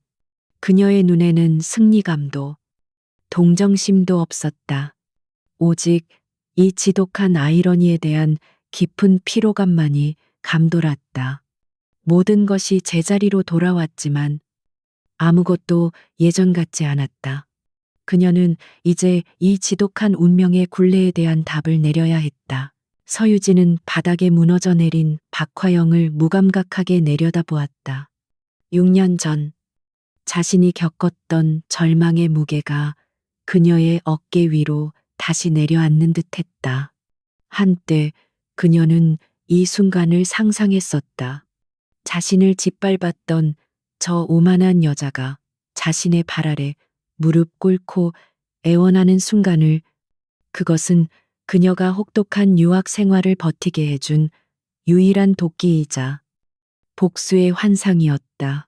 하지만 막상 그 현실이 눈앞에 펼쳐졌을 때 유진의 마음속에서 치밀어 오른 것은 통쾌함이 아니었다. 그것은 지독한 허무함이었다. 그녀는 지난 6년간 자신을 재건했다. 그녀는 더 이상 복수를 위해 사는 사람이 아니었다. 그녀는 생명을 구하는 의사 서유진이었다. 그녀의 시선은 울부짖는 박화영을 넘어 중환자실 입구에 깜빡이는 붉은 비상등으로 향했다. 저 너머 어딘가에, 다른 병원에 한 아이가 죽어가고 있었다. 그 아이는 박화영의 손자이기도 했지만 동시에 그녀가 평생을 바쳐 살리기로 맹세한 환자이기도 했다. 그녀는 내면의 갈등에 휩싸였다. 과거의 서유진은 그녀에게 속삭였다. 외면해. 저 여자가 내게 했던 것처럼 똑같이 갚아줘. 저 여자도 느껴봐야 해. 모든 것을 잃는 고통을. 하지만 현재의 서유진 박사는 단호하게 말했다. 아이는 죄가 없어. 너는 의사야. 너의 맹세를 기억해. 그녀는 길고 깊은 숨을 내쉬었. 그녀의 눈빛에서 모든 감정이 사라지고 오직 의사로서의 차가운 이성만이 남았다. 일어나십시오. 회장님. 그녀의 목소리는 조용했지만 복도 전체를 울릴 만큼의 무게를 담고 있었다. 박화영은 흠칫 놀라며 고개를 들었다. 그녀의 눈물 범벅이 된 얼굴에 희미한 희망의 빛이 어렸다. 그녀는 비틀거리며 수행원의 부축을 받아 간신히 일어섰다. 살릴 수 있는 걘가 박화영이 매달리듯 물었다. 장담할 수 없습니다. 유진이 냉정하게 말했다. 이미 심정지까지 왔습니다. 골든타임은 거의 지났다고 봐야죠. 하지만 유일한 방법이 내 손에 있는 한 나는 시도할 겁니다. 나는 의사니까요. 유진은 박화영에게 한 걸음 다가갔다. 이제 두 사람의 눈높이는 같아졌다. 하지만 내 환자를 치료하기 전에 당신이 해야 할 일이 있습니다. 유진의 눈이 박화영의 눈을 똑바로 꿰뚫었다. 이건 거래가 아닙니다. 내가 내 환자를 치료하기 위해 보호자인 당신에게 요구하는 최소한의 조건입니다. 박화영은 무슨 말이든 하라는 듯 고개를 끄덕였다. 그녀에게는 선택권이 없었다. 첫째, 지금 당장 아이를 이 병원으로 옮기십시오. 내 팀, 내 장비, 내 프로토콜 하에서만 치료를 진행합니다. 이송 과정에서 발생하는 모든 위험은 보호자인 당신들이 감수해야 합니다. 하겠네. 당장 옮기라고 하겠네. 박화영이 다급하게 대답했다. 둘째, 유진의 목소리가 더 낮아졌다. 아이의 수술이 끝나고 그 결과와 상관없이 박화영 회장 당신은 공식 기자회견을 열어야 합니다. 박화영의 눈이 흔들렸다. 기자회견. 그렇습니다. 6년 전 당신이 나에게 저지른 일에 대해 불임이라는 거짓된 이유로 나를 쫓아내고 내 명예를 훼손한 것에 대해 공식적으로 대중 앞에서 사과하십시오. 이건 나 개인을 위한 것이 아닙니다. 당신이 짓밟았던 한 인간의 존엄성에 대한 최소한의 예의입니다. 박화영은 입술을 깨물었다. 그것은 그녀에게 죽음과도 같은 굴욕이었다. 하지만 그녀는 고개를 끄덕일 수밖에 없었다.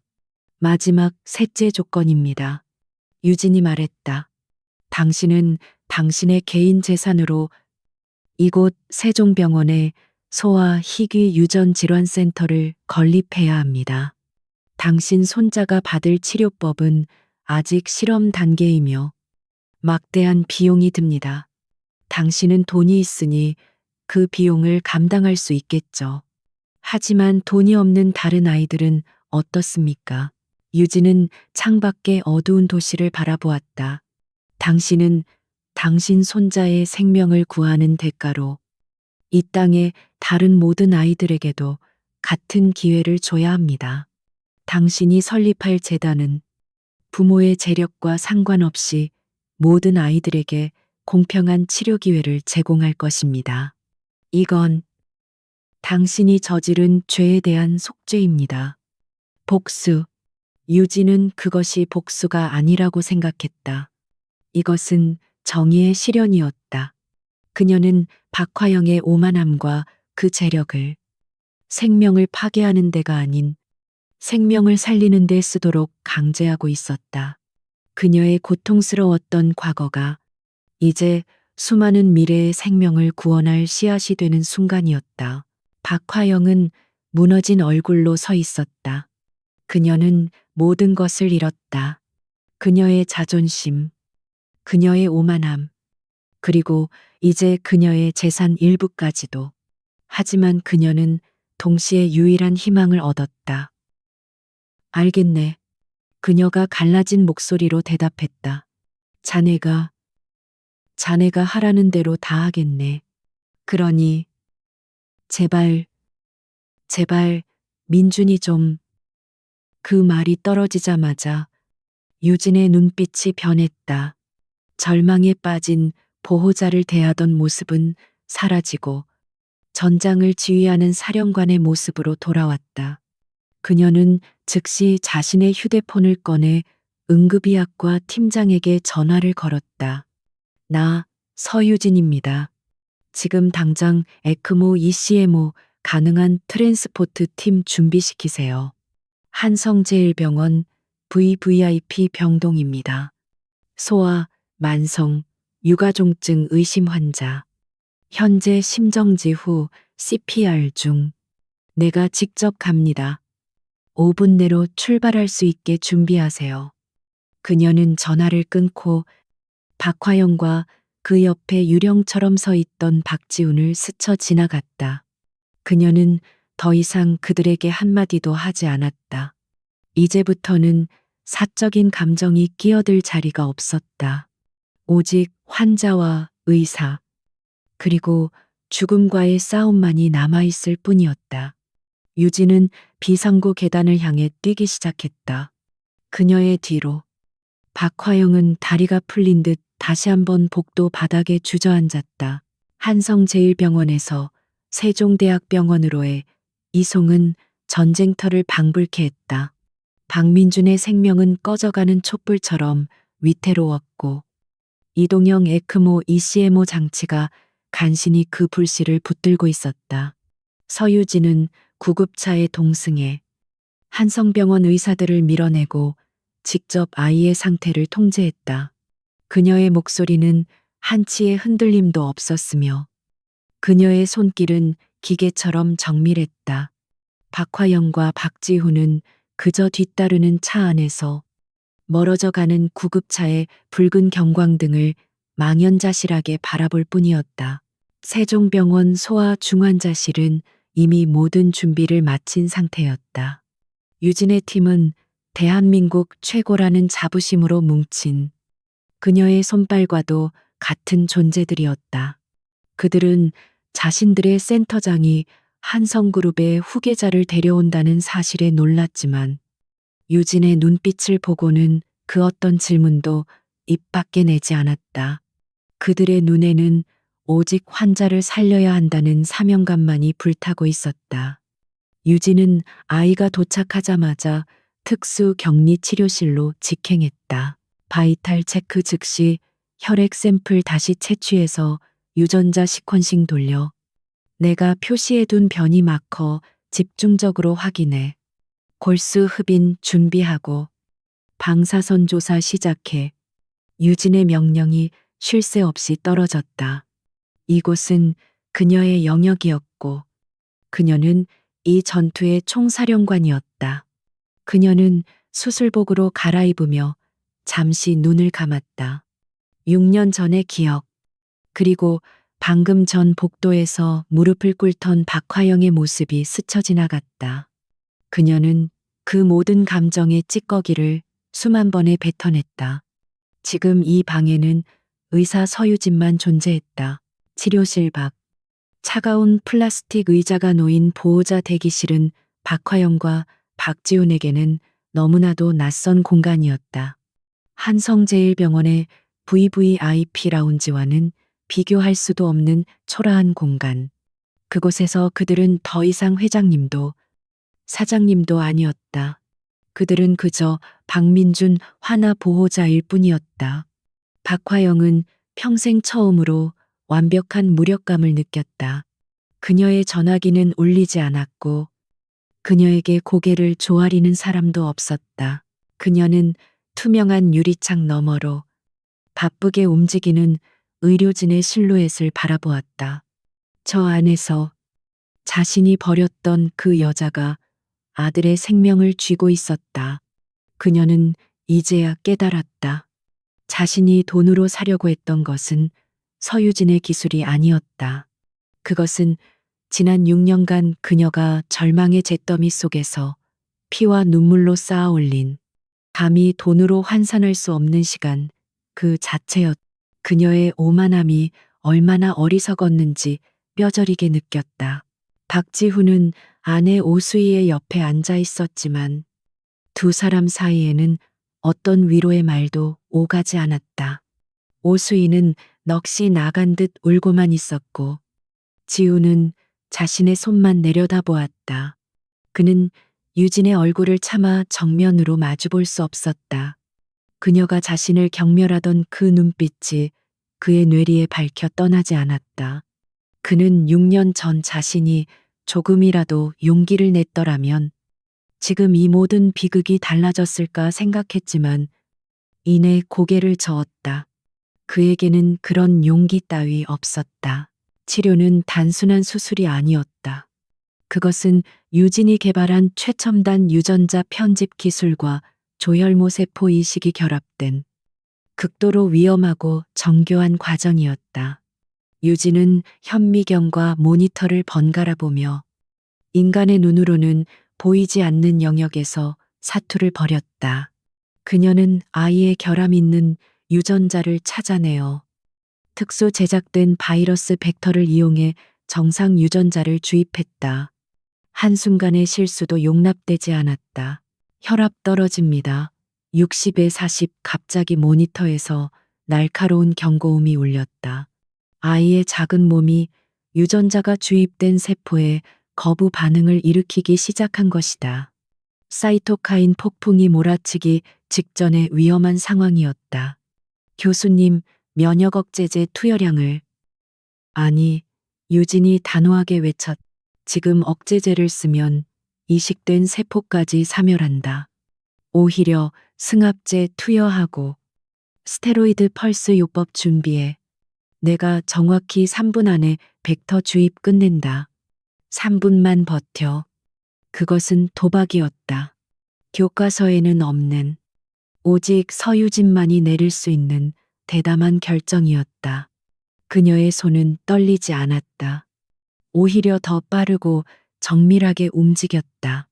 그녀의 눈은 모니터의 데이터와 환자의 바이탈 사인을 동시에 읽어내며 컴퓨터보다 더 빠르게 다음 수를 계산했다. 1분, 2분, 2분 30초. 아이의 혈압이 50대까지 떨어졌다. 팀원들의 얼굴이 하얗게 질렸다.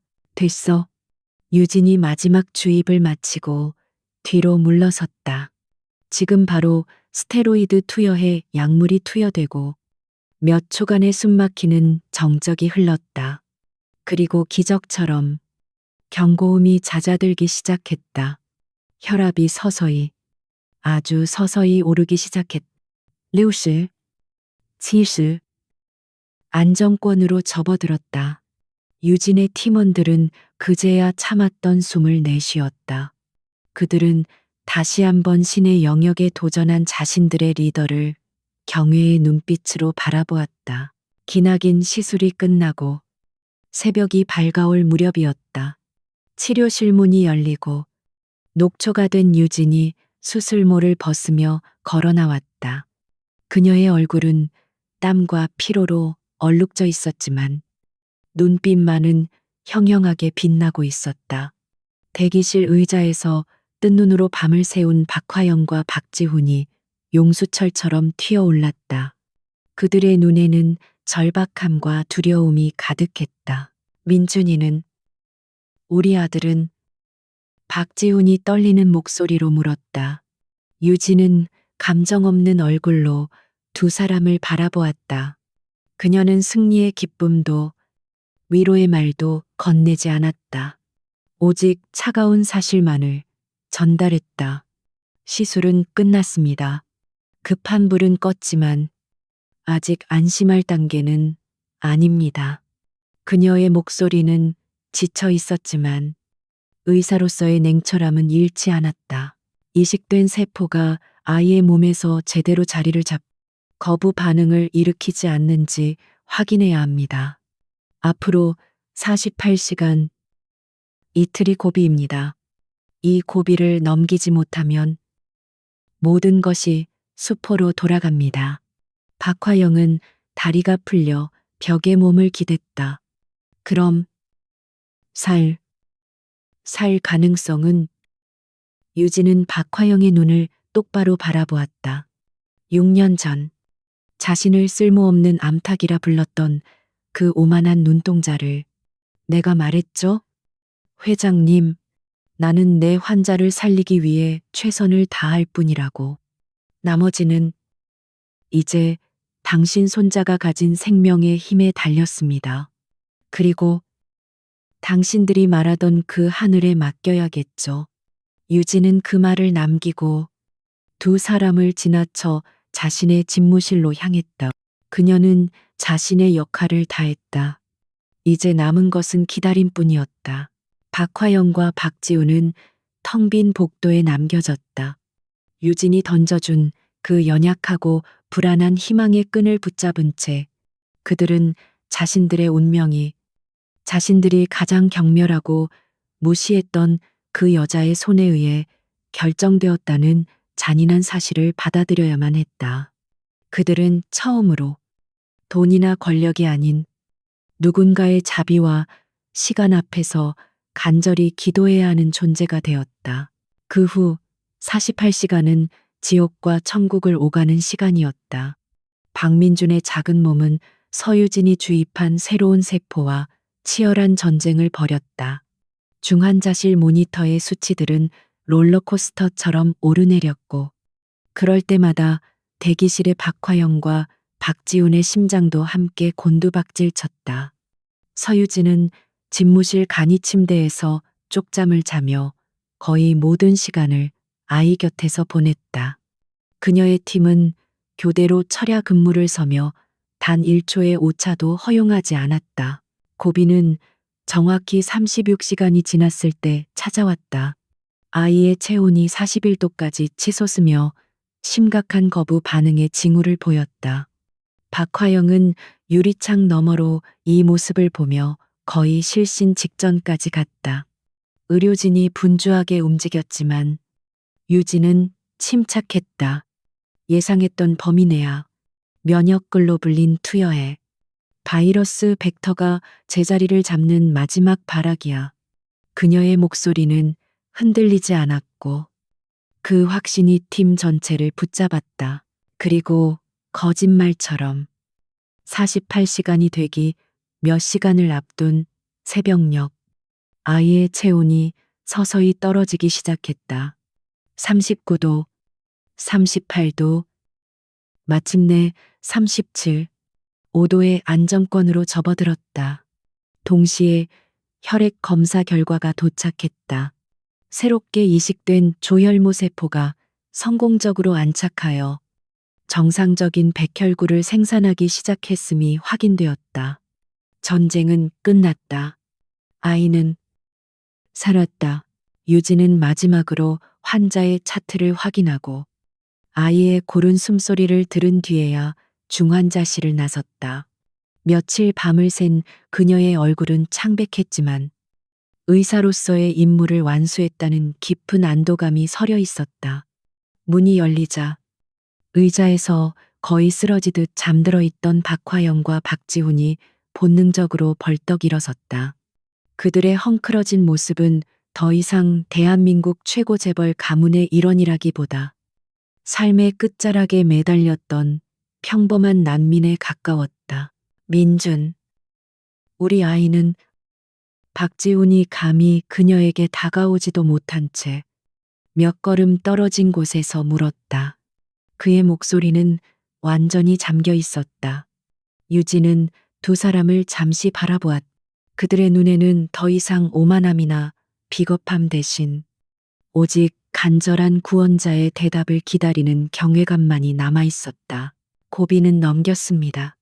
유진이 담담하게 말했다. 이식은 성공적입니다. 이제 아이의 몸이 스스로 회복할 일만 남았습니다. 그 말에 박화영은 다리에 힘이 풀린 듯 휘청거렸다. 그녀는 벽을 짚고 서서 소리 없는 눈물을 터뜨렸다. 박지우는 그 자리에 주저앉아 얼굴을 감싸고 흐느꼈다. 그것은 안도의 눈물이자 참회의 눈물이었다. 서 교수. 박화영이 간신히 입을 열었다. 고맙네. 정말. 이 은혜를 평생. 그녀는 유진에게 다가가 손이라도 잡고 싶어 했지만 유진은 자신도 모르게 한 걸음 뒤로 물러섰다. 그녀는 더 이상 그들의 세계에 속한 사람이 아니었다. 제 환자입니다. 의사로서 할 일을 했을 뿐입니다. 그녀는 두 사람에게 가볍게 목례했다. 그것은 6년 전 며느리로서 했던 굴욕적인 인사가 아닌 의사 대 보호자로서의 공식적인 작별 인사였다. 이제 제 역할은 끝났습니다. 아이는 소아과 회복병동으로 옮겨질 것이고 담당 주치의가 배정될 겁니다. 그녀는 더 이상 그들을 바라보지 않았다. 그녀는 그들에게서 등을 돌려 자신이 나아가야 할 복도 저편으로 걸어갔다. 박지훈이 무언가 말하려는 듯 입을 달싹였지만 결국 아무 말도 하지 못했다. 그는 그녀의 뒷모습을 바라볼 자격조차 없음을 깨달았다.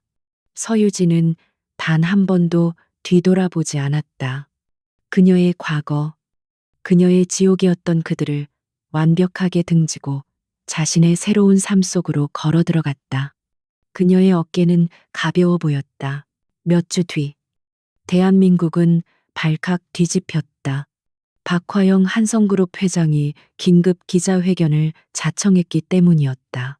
수척해진 모습으로 카메라 앞에 선 그녀는 자신의 손자가 기적적으로 살아났음을 알린 뒤 예상치 못한 폭탄 선언을 했다.